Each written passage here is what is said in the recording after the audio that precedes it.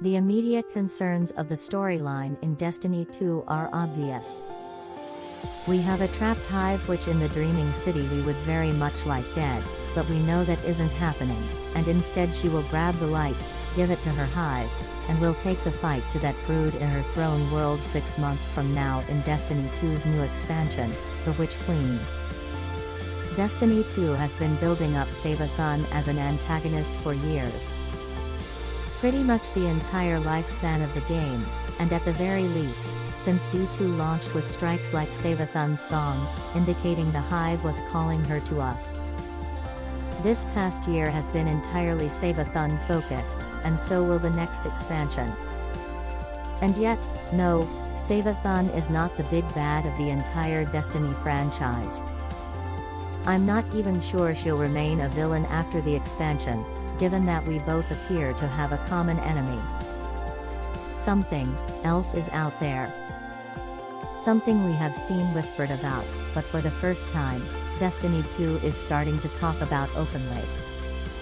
This week, Mara gave it the closest thing it has to a name, the Voice in the Darkness, whom she deemed as a force older and more powerful than the evil things it commands, namely the Black Fleet, the Pyramids, and the Hive Worm Gods.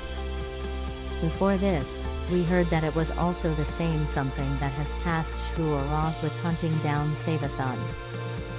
Savathun herself said that this was an entity between light and dark that had been watching us from the start.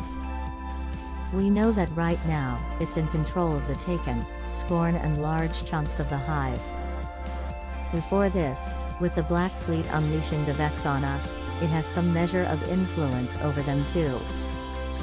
This season we essentially learned that Oryx and the worm god he killed, Akka, were not the origin of the Taken, but this thing was. I don't mean to keep using Avengers metaphors here, but Bungie itself is using that comparison frequently, and essentially, this being seems like it's going to be our Thanos, a singular bad guy, not like a giant paracausal shape. I don't think that we have to band together with old allies, legendary guardians, Mara Sov, new allies, Caiatl, Mithrax, and perhaps even enemies, Savathun, to take it on once and for all and get to where Bungie says the series is going, the end of the Light and Dark saga. This is a long-term project, and one that I do not think will kick off in full until after the Witch Queen. I believe that the following 2 years, the lead up to Lightfall and then a year until the final shape, will reveal the Voice in the Darkness at last, and we will be able to give this some sort of form other than just us, guessing vaguely, the statues in the pyramids. Is it hiding under those stone sheets?